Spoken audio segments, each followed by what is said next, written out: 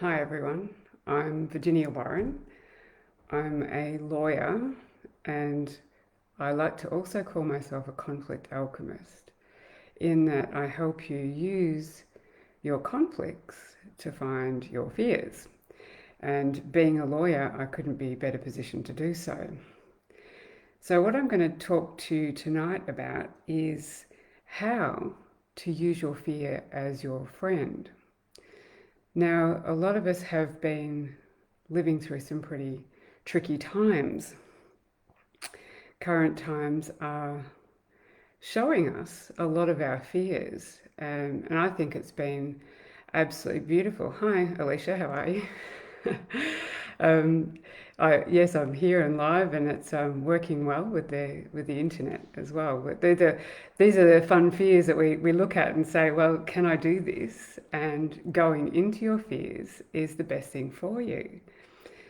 So yes, well, getting back to how to make fear your friend, these are very difficult times, and they are the absolute best thing for you right now.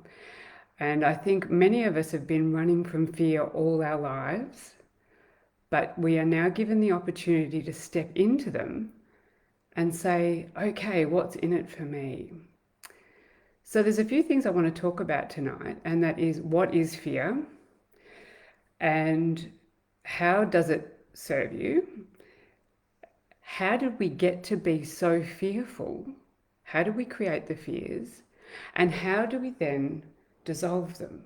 How do we use our fears to end up dissolving them? Because that's the way in. And firstly, I'll start talking about what fears are. So most of us know that our fears, we fear things like perhaps public speaking or the dog.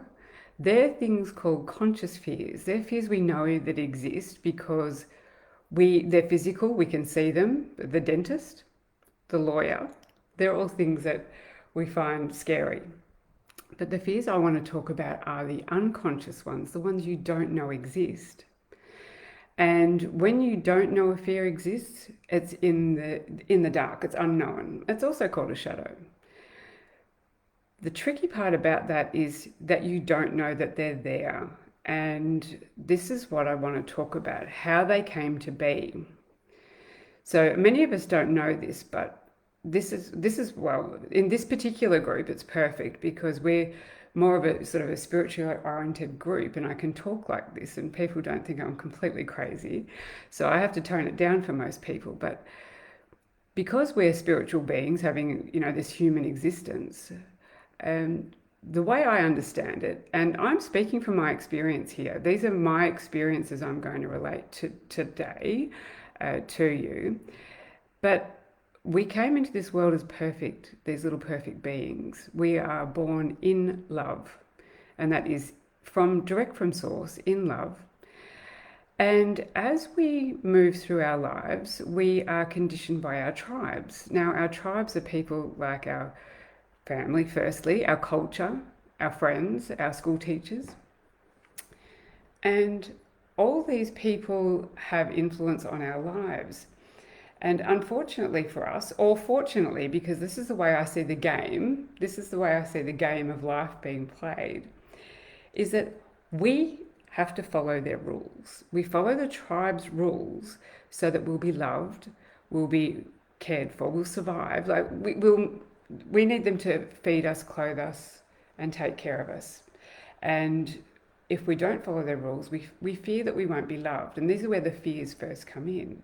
So, for instance, and I generally use the boys don't cry one, but because this is a women's group, I'll use women don't, the rule is generally women don't get angry. That's been a traditional one.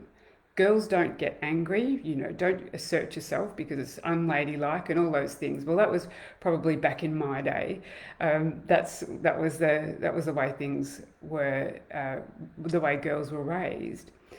And when you go to emote, a child goes to emote, it's a natural response to their world. So if say I'm little and I wanted to throw a toy across the room, I just want to do that. And if my parents said, don't do that, don't get angry at your brother or whatever, I'd think, oh, okay, that's not acceptable. It's not acceptable for me to be angry. So I'll stuff down that emotion because that'll happen over and over again until at some point I'll disconnect from my anger. And I'll just say, well, anger isn't an acceptable part of me. And of course, then I'll go out into the big wide world and I'll see angry, which most women, well, I did see anger and say, no, I can't do that. I'm not an angry person and I can't accept people that are angry in my life. I just don't do it. And of course, that will then trigger something in me to deal with. So that's where the fears are born. And when we find, and that's basically a rule that I've created, and this is why I now assimilate this to an internal legal system. And as a lawyer, I use that sort of turn of phrase, saying we've created these little internal legal systems, saying that we've got this little law which says, yeah, don't get angry, and boys don't cry, or don't be jealous, be this, be that, don't do something else. They're all sort of emotions and anger and actions that we are to do or not to do based on what the tribe has told us. So effectively, when we've done all that, we have invalidated ourselves, our natural responses to life, because as little children, we responded naturally to our environment. So we've invalidated ourselves and we've now set aside our ability to respond to a situation. So effectively, we have no responsibility for how we're behaving. So what does that look like? Well, that is then a shadow. You don't know that you have created that rule. So here's the fun part, and this is the fun part of the game, is now going back to find out where you created the rules. Because what happens is you'll go out into the world and things will trigger you. For example, the anger in me, that was triggered, absolutely, because I'd think, well, you don't get angry. How can you be angry? Like, there's nothing to be angry about. So I couldn't accept anger until I discovered that was the case. And because there's nothing wrong with anger. Anger is perfectly okay. In fact, we are, as humans, we were born into this world as perfect, and we were born whole. We were born a part of all that is, which means that we have the ability, or should be able to, and should's another word, express all emotion, everything. So anger, sadness, jealousy, it's all part of us. And so that we can see it in others, because another person is our other self. So when you're rejecting it in somebody else, you're effectively rejecting yourself, saying, oh, I'm not valid. Again, that's the world mirroring back at you. And this is why feeling these emotions, or feeling the negative emotion or the negative energy, is perfect. So how do we find these emotions? How do we find these fears that we've created?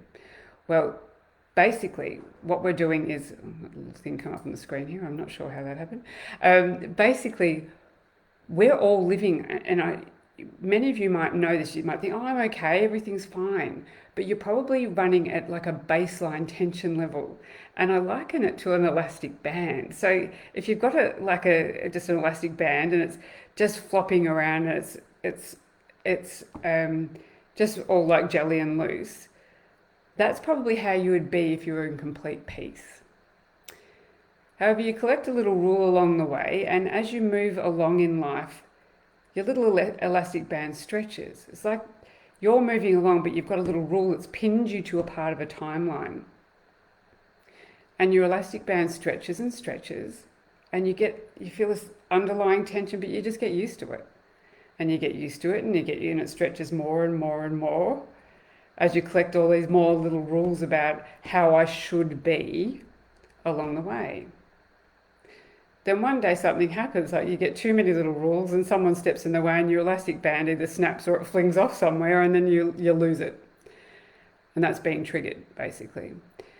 So every time you get triggered or feel a negative emotion, you know you've got a rule present. It's something saying to you, I should be doing this, or they should be doing that. That is, yeah. When we have those, negative emotions, that is when we can then locate the rule. But the tricky part is then locating where we found it. So firstly, yes, we know we've got a negative emotion present. There's a rule there, and that rule belongs to somebody else, a tribe. It's not your rule. And when you have those rules, you have effectively restricted your choices. You're making choices based on somebody else's rules. And this is why we are no longer authentic. We're authentic when we're born because we know how to respond to the world from our authentic self. But now we go through this life operating under some tension, this little grating tension until we get set off. And that's because we're operating under somebody else's rules and using their choices. And even when we go, we can tell, because we might even go to yoga or do some beautiful breath work and all these lovely things. And they're perfect because to bring you back to the center as much as you can is really, really helpful to help you sit in the space that you need to be to bring you back to center. But often we get off the yoga mat, we try and bring peace into our world, and someone cuts us off in traffic and we let fly. We do a little road rage and we think, well, where did that come from? I don't know. I've been so good. I brought all this peace into the world, but it's not happening. So that's why it's really important to find the rule that you created, because when you've created the rules, then those rules are going to reflect back to you in a negative emotion. So we've got to be asking ourselves all the time, how do we feel? How do we feel? How do we feel? Now that's the beautiful thing. This is why fears are so wonderful. Now there's a couple of ways you can look at locating them, and that is really just stepping into how you feel. So you can say, this situation is making me feel bad, so therefore I've created a rule. I'll give you a little example. Something that happened to me earlier this year, just pre-COVID. And I've been doing this work for quite a while now. So every opportunity I have to look at a fear in the face and say, okay, what's in it for me? Have I got any rules present? Because as soon as I drop those rules, remember my elastic band just gets soft again and I come back to peace. And being in a peaceful place means, nothing's pulling on me and I can be myself. I was due to go on a beautiful Caribbean cruise. Now, it was something I really had treated myself with. And I thought, this is going to be great. And, normally I'd just been to India, but I was also going through a family law matter and, I was feeling a little bit stressed, a bit under the weather and, I'm looking forward to this cruise. And normally I would have everything laid out. My passport would be organized, everything would be really organized, but it wasn't. So the night before I was just packing up all my stuff and I thought, I'll just pull my passport out. Looking for my passport, nowhere to be found. I thought, oh dear, okay, the last time I used it, I went to India. So I went through the bags, couldn't find them. You just know the stress that's kicking in when you think, oh, I've lost my passport and I'm traveling tomorrow. And yes, my cruise was a bit of a luxury treat, so I was really, looking forward to that. Anyway, I went back into a little bag that I took to India and I put it through the wash.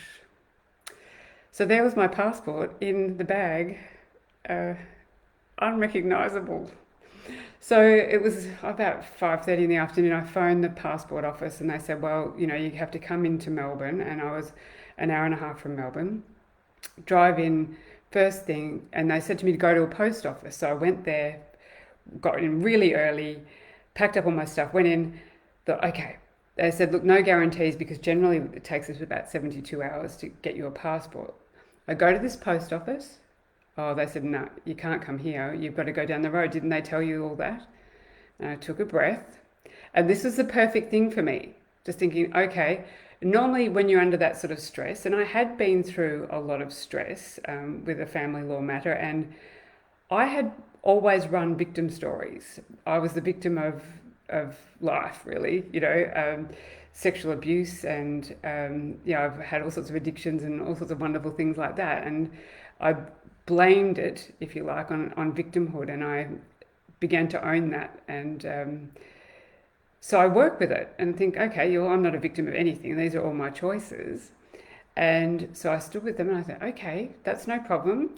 And thought, well, this is a fun adventure, because I could choose then to get angry or upset about it, or I could decide, no, I'm empowered. I'll go and see what happens next. Down I go to the passport office. I line up in the queue. And then I meet this lovely young man who's doesn't look like he's really happy about his day job.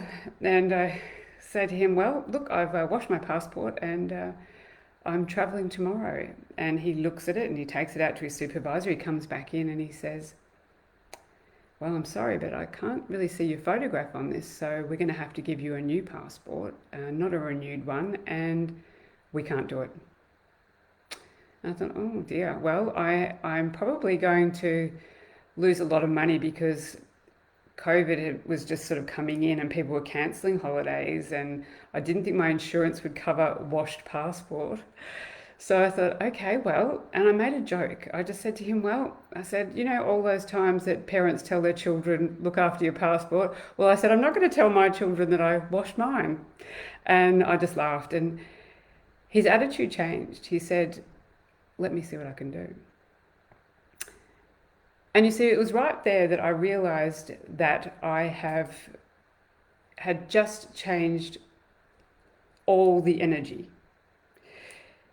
Because I didn't have this attitude of, poor me, I'm angry at you, because I could tell he was not interested absolutely in my story at all. And he was waiting for a fight. So then he would be justified in coming back at me with, go away, I can't help you. And I think that was really valuable for me and for him. So then he went through and it was a long story. I got the passport but that whole day, it was hours of, will I get it or won't I? And I just sat with that situation, every turn that looked like it was a block. I thought, I wonder what's going to happen next. Because you see, right now we're also living in the unknown, and it's terrifying for many people. But the thing is, we don't know anything about life's outcomes. And when you look at fear in the face and don't have any fear about it, and just say, well, I wonder what's going to happen next. You've opened up all these possibilities. You've opened up so many different choices for yourself, and your energy has changed to bring in those beautiful options for you, because then you're resonating with a different energy with people. See, when you have a rule running, so for example, if I had have said to this guy, like, you don't care about me, you know, you've got all the power, and because that's what some people do. In a law office, I have that with clients all the time, because they are stressed. But what I've done by engaging in fear, by reacting in fear, I have effectively limited my choices, and the choices have just narrowed to, like, I am a victim, and that's all I see. And because that choice is then the choice of the tribe telling me I'm a victim, because that's what I learned as a child. So these are that's really important for us to realize, that fear is really beneficial. So when we can go in and find any fear that we're facing, it gives us a great opportunity to then say to ourselves, how am I going to respond to this? Have I got any responsibility? What is my ability to respond in this situation? Every time you have a negative emotion, you know you have a fear present, a rule. And a rule that's been created by the tribe, by yourself, when you were small. Now, effectively, those rules, what they do is they limit your choices in life. You are operating under somebody else's rule. So, for example, or another beautiful example is, we often many of us, we choose to do things outside of ourselves because we think that we will feel better in the doing of it. We're looking outside of ourselves for love. So humans are motivated to do anything that makes them feel better. So, we might choose chocolate to make us feel better, and that does temporarily. But then we'll feel guilty. And why? Because that is a guilt in us that we need fed, we need looked at. So every time that you are compelled to feel guilty for a choice, think, oh, this is because it's someone else is making the choice for me. They're saying I'm guilty. Guilty of what? This is what many of us struggle with, is guilt in everything, enabling guilt, particularly women. We enable, and that's what I did. I was an enabler, and I thought I'll be a good person because they're the rules. Don't get angry, don't cry, don't be angry at people, be helpful, be a people pleaser. That's enabling. But of course, that wasn't my real self. So every time I'd enable something, then I'd feel bad about it and thinking, why? And I'd resent. So that bad feeling was just showing me I'd created a rule. So all through your day-to-day, if you can just check in with yourself and say, how do I feel? When I'm making a choice, how do I feel about my choice? If I feel bad about it, there's negative there, where's the rule that I created? And we can often find these rules in, there's a beautiful little exercise which you can do by just writing down, say, the qualities in people that you don't like the most. So if you say, I don't like jealousy, I don't like people that are racist, or a few words like that. If you write them down, and if you sit with them and you say to yourself, can I call myself that? And if you can't, you've got a rule present. That's a really hard one for people to do. I've run this with clients many a time, and things like I'm a narcissist, and people, that's a big one. So I get them to write it down, all the things that they dislike about others the most, and then I get them to say it in a sentence. I am a narcissist. And if that grates on you, ask yourself why. What's wrong with being a narcissist? You see, we think others need to be able to do things to keep us happy. Well, that's not true. That person over there can be a narcissist. They can be as vain or as self-indulgent as they like. It's got nothing to do with me. I am responsible for how I feel and how I react to my entire world. And when you are able to do that, you get such peace. You don't go looking for the chocolate to make you feel better. And that's what happened to me. I don't drink alcohol anymore. I don't take cane sugar. I'm a vegetarian. I don't smoke. All these things, these fell away naturally because I dropped rules. Because when you're feeling, if there's a fear present, yes, you move to do something that'll make you feel better. And this is why we have people murdering others. And it's not because they're horrible people. It's because they feel better in the doing of it. They feel some relief. We can have compassion for people that are doing perceivably bad things. And this is what connects us. And this is where the legal system, that's why I work in that space, is the legal system is not functional anymore from the point of uniting people. We're separating people. We'll say, if you go into a lawyer and say, I want to blame my spouse because they made me miserable all our marriage, what you're doing is you're effectively handing your lawyer your own problem and saying, here, you go and tell me I'm right. Go and blame them and I'll pay you money for it. Well, that's not helping you at all. That's just perpetuating your own separation from you. You're just saying, I didn't like him, he was angry. Yeah, these are tough things. These are really tough to face. And we see it in, even domestic violence. I sat in a room with women in the family court as a client, as a product of the system in the safe room. And I said to them, you know what? We're all enablers. And the look of horror on these women's faces was interesting. because I have to say it because I'm here and I can share this experience. And then they slowly agreed. I said, look, if we hadn't have met these partners and hadn't enabled them to continue to treat us in this manner, we could have gotten out in the first 5 minutes, but we didn't. We thought we could make it better. We're good people. But it didn't serve us in the least, and it didn't serve them either. But together, we were serving each other perfectly well to find the shadow, because that's why you're attracted to another person.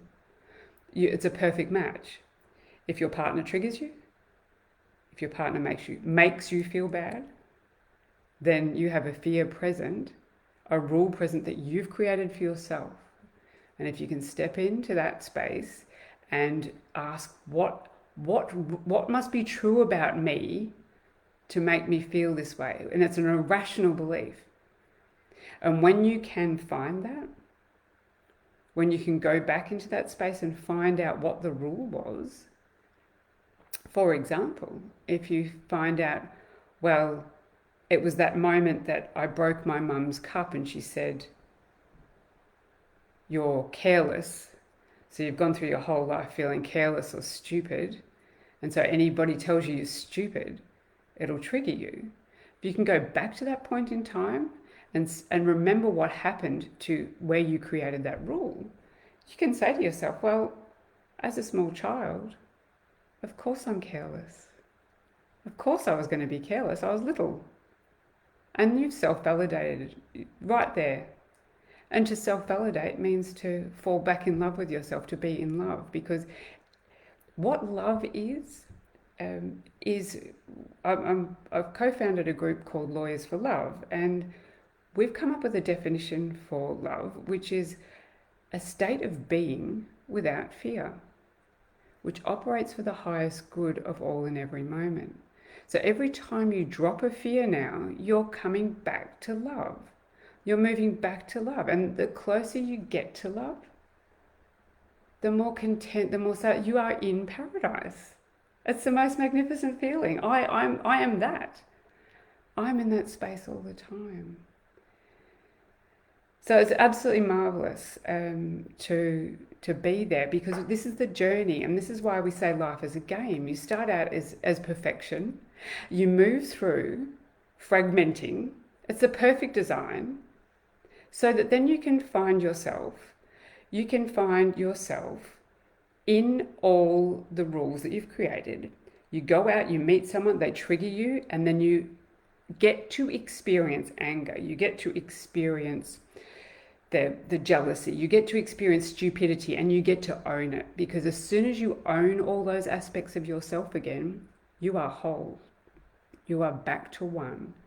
And being whole is coming back to love.